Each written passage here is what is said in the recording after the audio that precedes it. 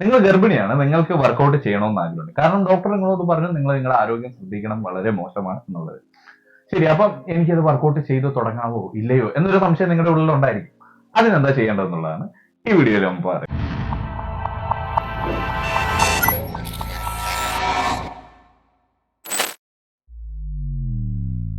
അതായത് നമ്മൾ ഗർഭിണികളുടെ കാര്യം എടുക്കുമ്പോഴേക്കും 3 ട്രൈമസ്റ്റർ ആയിട്ടാണ് എടുക്കുന്നത്. 3 മാസത്തിന്റെ ഒരു കൂട്ടം. First, second, third.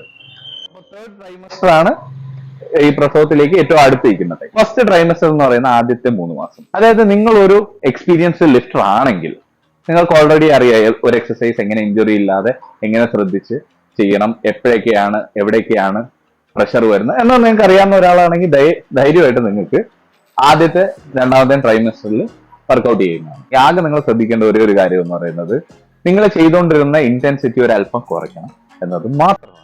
അതായത് നിങ്ങൾ ചെയ്തുകൊണ്ടിരുന്ന അത്രയും ഹൈ ഇന്റൻസിറ്റി വർക്കൗട്ട് ഒക്കെ ചെയ്തുകൊണ്ടിരുന്ന ആളാണെങ്കിൽ ദയവ് ചെയ്ത് അത് ഒഴിവാക്കുക. പക്ഷെ മീഡിയം ഇന്റൻസിറ്റിയും ലോ ഇന്റൻസിറ്റി വർക്കൗട്ട്സും നിങ്ങൾക്ക് ചെയ്യാവുന്നതാണ്.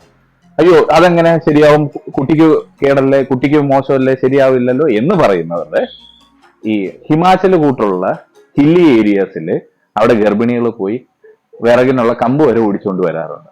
അവിടെ എന്താ അവിടെ പെൺകുട്ടികൾ പ്രസവിക്കാതിരിക്കണം?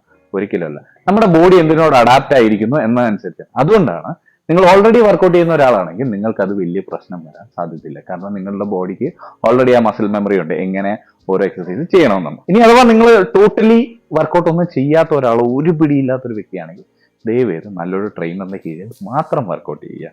കാരണം അപ്പോഴേ നിങ്ങൾക്ക് ഏത് എങ്ങനെ ശരിയായിട്ടുള്ള രീതി എന്ന് പറഞ്ഞു തരുന്ന ഒരു ട്രെയിനർ ആയിരിക്കണം. അല്ലാതെ ചുമ്മാ സർട്ടിഫിക്കറ്റും പിടിച്ചോണ്ടിരിക്കുന്ന ഒരു ട്രെയിനർ ആണെങ്കിൽ വല്ലതും പറ്റിയ എന്നെ പറയരുത്. പിന്നെ സ്വയമേ ട്രെയിൻ ചെയ്യണം എന്ന ആഗ്രഹമുള്ളവർ ദയവ് ചെയ്ത് ഇപ്പോഴല്ല നിങ്ങൾ ആ സാഹസികത കാണിക്കേണ്ട സമയം. ദയവ് ചെയ്ത് ഒരു കുട്ടി നിങ്ങളുടെ ഉള്ളിലുണ്ട്. അതുകൊണ്ട് ഇപ്പോ നിങ്ങൾ ഒരു ട്രെയിനറിന്റെ കീഴിൽ ചെയ്യുക, അല്ലെങ്കിൽ പ്രസവത്തിന് ശേഷം നിങ്ങൾ സെൽഫ് ട്രെയിൻ ചെയ്തു തുടങ്ങും.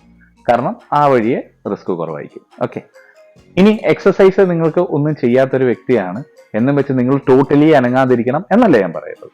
പതിയെ നിങ്ങൾക്ക് ശീലമുള്ള കാര്യങ്ങളൊക്കെ തന്നെ നടക്കുക, അങ്ങനെയുള്ള കാര്യങ്ങളൊക്കെ ചെയ്താൽ, പക്ഷെ അധികം ഇന്റൻസീവായി ചെയ്യരുത് എന്നുള്ളതാണ്. നിങ്ങൾക്കൊരു സംസാരിച്ചുകൊണ്ട് വർക്ക് ചെയ്യാന്നുള്ള ലെവൽ, അതായത് ഒരു കോൺവെർസേഷൻ ഫേസ് എന്ന് പറയും. അതായത് നിങ്ങൾക്ക് സംസാരിക്കാം, കൂട്ടത്തിൽ എക്സസൈസും ചെയ്യുക, അവരായാസത്തിൽ മാത്രം ചെയ്യുക എന്നുള്ളതാണ്. നിങ്ങളൊരു വെയിറ്റ് ട്രെയിനിങ് നിങ്ങൾക്ക് ഫസ്റ്റ് ട്രൈമസ്റ്ററിലും സെക്കൻഡ് ട്രൈമസ്റ്ററിലും അഫ്കോഴ്സ് നിങ്ങൾക്ക് ചെയ്യാം. ഇനി തേർഡ് ട്രൈമസ്റ്ററിലേക്ക് എത്തുമ്പോൾ നിങ്ങൾ ലോ ഇന്റൻസിറ്റി വർക്കൗട്ട് പോലുള്ള യോഗ പോലുള്ള കാര്യങ്ങൾ ചെയ്യുന്നതെന്നല്ല. അതിൽ തന്നെ ഇപ്പോൾ ഓൾറെഡി പ്രീനേറ്റൽ പോസ്റ്റ്നേറ്റൽ യോഗ അങ്ങനെയൊക്കെ പഠിപ്പിക്കുന്നുണ്ട്. സോ നിങ്ങൾ കഴിവതും വെയിറ്റ് ട്രെയിനിങ് ടോട്ടലി ഒഴിവാക്കുക എന്നേ ഞാൻ പറയുള്ളൂ തേർഡ് ട്രൈമസ്റ്ററിൽ. എന്നിട്ട് നിങ്ങൾ ഇനി മുതൽ തേർഡ് ട്രൈമസ്റ്റർ മുതൽ യോഗ പോലെയുള്ള ലോ ഇന്റൻസിറ്റിയിൽ വരുന്ന സ്ട്രെച്ചിങ്ങും കാര്യങ്ങളും ഒക്കെ മാത്രം ചെയ്യുക. അതും എല്ലാം കയറി ചെയ്യരുത്, നിങ്ങൾക്ക് പറ്റുന്നത് മാത്രം. അതുകൊണ്ട് കഴിവതും പ്രീനേറ്റൽ പോസ്റ്റ്നേറ്റൽ സർട്ടിഫിക്കേഷൻ ഉള്ള യോഗ കോച്ചസിന്റെ അടുക്കൽ നിന്ന് പഠിക്കുന്നതായിരിക്കും കുറച്ചുകൂടെ നല്ലത്. പിന്നെ ഇനി എല്ലാം ജനറൽ ആയിട്ടുള്ള കാര്യങ്ങൾ തന്നെ, ഓവറായിട്ട് വെയിറ്റ് എടുക്കാതിരിക്കുക, അതൊക്കെ നിങ്ങൾക്ക് ഓൾറെഡി നിങ്ങളുടെ മൂത്തവർ പറഞ്ഞു തന്നിട്ടുണ്ടാവും. അത് ഞാൻ പറഞ്ഞു തരേണ്ട കാര്യമില്ല. ഇനി പ്രസവം, അത് കഴിഞ്ഞിട്ട് കുറച്ച് നാൾ റെസ്റ്റ് കഴിഞ്ഞിട്ട് ഉള്ളതിനെ കുറിച്ചുള്ള വീഡിയോ ഞാൻ പിന്നീടാം.